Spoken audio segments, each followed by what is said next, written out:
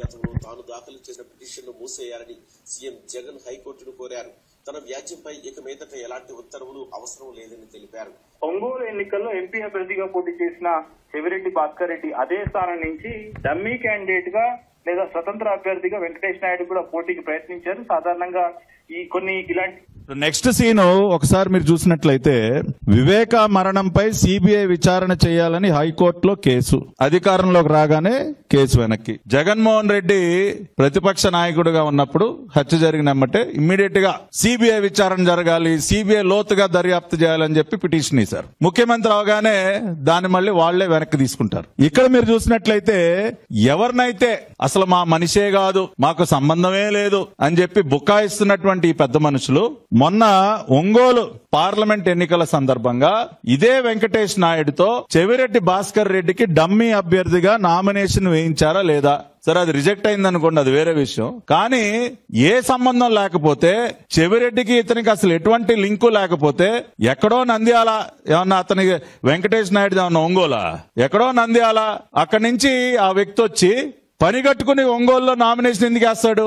చెవిరెడ్డి భాస్కర్ రెడ్డికి అతనికి ఏం సంబంధం లేకపోతే. కాబట్టి వీళ్ళు చేసేటటువంటి పనులన్నీ ఒకలాగా, రాసేటటువంటి తప్పుడు రాతలని ఇంకొకలాగా. గిమ్మికులు రాజకీయ ఉంది. ఆ వీడియో వ్యాపారులు నగదుతోనే ఎక్కువ లావాదేవీలు చేస్తారనేది చాలా కామన్. అది చట్టబద్ధమా కాదా అనేది పక్కన పెడితే ప్రతి రియల్ ఎస్టేట్ వ్యాపారి నగదు రూపంలోనే చేస్తూ ఉంటారు. అలాంటి వెంకటేష్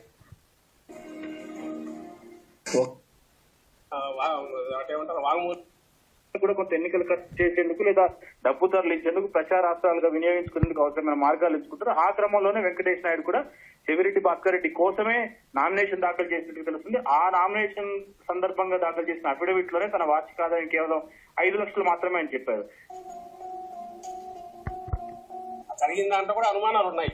ఎవరెవరు రోడ్లు ఉన్నాయంటే వాళ్ళ కుటుంబ సభ్యుల రోడ్లు కూడా ఉందేమని అనుమానం ఉంది అందరికి. వాటిలోనే మొత్తం ఆ నెరేటివ్ కానీ లేదా సిబిఐ ఇన్వెస్టిగేషన్ లో అటేమంటారు వాంగ్మూలాలన్నీ లోతుగా పోయి చూస్తే అన్నిట్లో అది కనపడుతుంది. దాని నుంచి తప్పించుకోవడానికి దొంగ అన్నట్టు ఇక. సో నెక్స్ట్ వాళ్ళు ఆ రోజున చేసినటువంటి ఎలిగేషన్ ఏంటంటే స్వయంగా కూతురు అల్లుడే చంపించారు. అసలు మిగతా అన్ని పోయినాయి, గుండెపోటు, అనుమానాలు, డ్రామాలు అన్ని అయిపోయినాయి. నెక్స్ట్ సీన్ డైరెక్ట్ గా సునీతి గారి మీద ఆరోపణలు చేయడం ప్రారంభించారు. ఇప్పుడు మాట్లాడుతా ఉన్నాడు కదా సజ్జల రామకృష్ణారెడ్డి, సొంత కుటుంబ సభ్యులపైన అనుమానాలు ఉన్నాయి, దొంగ అన్నట్టుంది అని ఆ వర్షన్కి వచ్చారు. ఇక్కడ ప్యారలల్ గా అసలు ఈ డబ్బంతా చంద్రబాబు గారిదే, చంద్రబాబు మనిషి కాదు, అసలు డబ్బే చంద్రబాబు గారిది. అక్కడ చంపించిందే డాక్టర్ సునీత, ఇక్కడేమో డబ్బు మొత్తం చంద్రబాబు నాయుడు గారిది, వాళ్లే తీసుకెళ్లి అక్కడ పెట్టి ఏదో చేస్తారని చెప్పి మళ్ళీ సేమ్ స్టోరీ.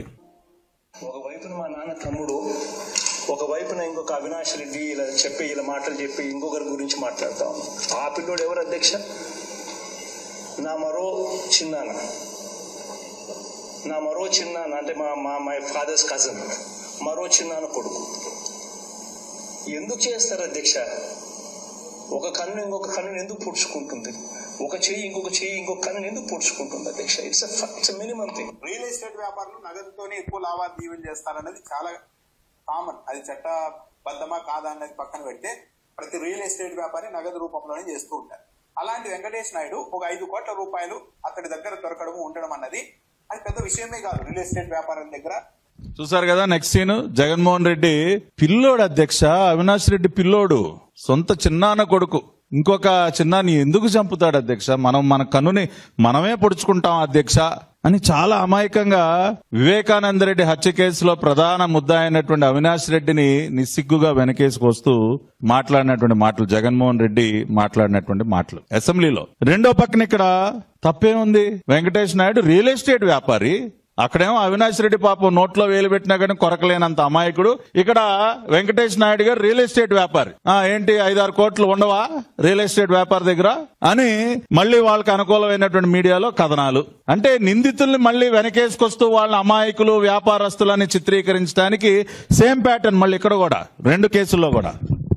5 కోట్ల రూపాయలు ఉంటాడు. అన్నింటికి మించి సిట్ అధికారులు వైఎస్ఆర్ కాంగ్రెస్ పార్టీని, వైసీపీ నాయకుల్ని బదనాం చేయడానికి తెలుగుదేశం పార్టీ మీడియా ఉంది కాబట్టి ఎన్నైనా చెప్పొచ్చు.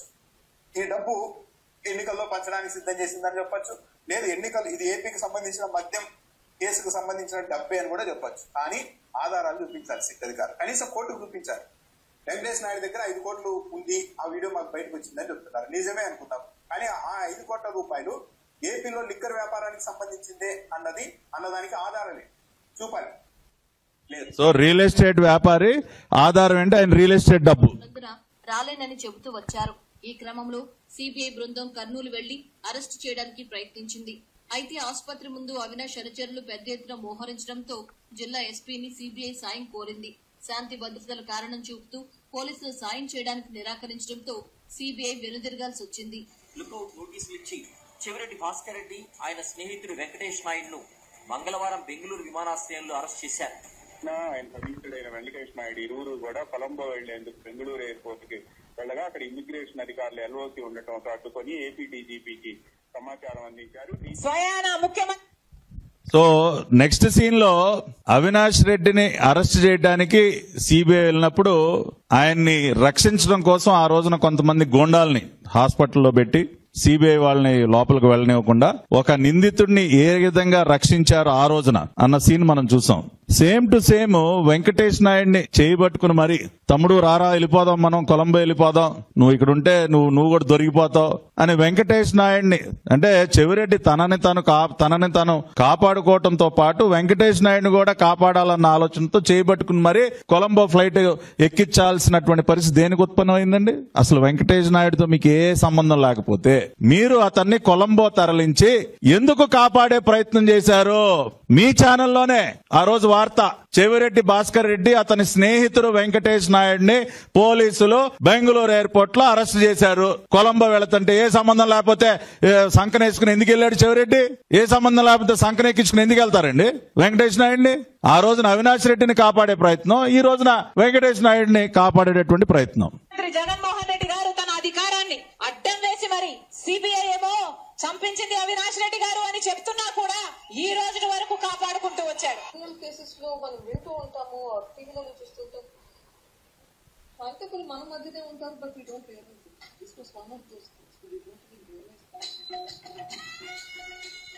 ఇప్పుడు చివరగా అసలు వాస్తవం, సొంత చెల్లెళ్ళు ఇద్దరు కూడా షర్మిల గారు గాని డాక్టర్ సునీత గారు గాని వివేకానంద రెడ్డి గారి హత్య వెనక ఎవరున్నారనేది వాళ్లే చెప్పారు. ఇవాళ ఇదిగోండి చూడండి, అసలు వాస్తవాలు ఇవన్నీ. చెవిరెడ్డి భుజాన చెయ్యేసి మరి వాటేసుకుని వెంకటేష్ నాయుడిని ఏ రకంగా తీసుకెళ్లి జగన్మోహన్ రెడ్డి గారికి పరిచయం చేస్తా ఉన్నాడు.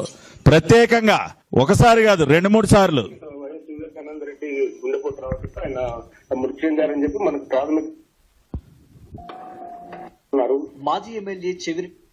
సో ఆ విధంగా ఈ 2 కేసుల్లో కూడా ఉన్నటువంటి సిమిలారిటీస్, అటు వివేకానంద రెడ్డి గారి హత్య జరిగిన తర్వాత పరిణామాలు, సీన్ బై సీన్ ఆ రోజున ప్రజల్ని మోసం చేయడానికి ఏ రకంగా జగన్మోహన్ రెడ్డి గారి ముఠా ఆయన మీడియాతో సహా ఏ విధంగా పనిచేసింది, ఇవాళ లిక్కర్ స్కామ్ కి సంబంధించి మరీ ముఖ్యంగా వెంకటేష్ నాయుడు వ్యవహారానికి సంబంధించి ముందేమో స్నేహితుడు అన్నారు, మళ్ళీ రియల్ ఎస్టేట్ వ్యాపారం అన్నారు, డబ్బులు ఉండకూడదా అన్నారు, అసలు మాకేం సంబంధం అన్నారు, అంతా చంద్రబాబు నాయుడు గారే అన్నారు. ఆ రోజున నారాసుర రక్త చరిత్ర, ఇక్కడేమో చంద్రబాబు నాయుడు గారే ప్రధాన సూత్రధారి పాత్రధారి. కానీ వాస్తవాలు అందుకు భిన్నంగా ఏ రకంగా ఉన్నాయో, వీళ్ళు ఏ రకంగా ఒక ప్యాటర్న్ ని, ఒక పద్ధతిని ఏ రకంగా అవలంబిస్తారని చెప్పడానికి గతంలో జరిగినటువంటి వివేకానంద రెడ్డి గారి హత్యని, ఇవాళ ఈ లిక్కర్ స్కామ్ వ్యవహారాన్ని కూడా పోల్చుతూ ఈ వీడియోని ఈ రోజున విడుదల చేస్తూ ఉన్నాం.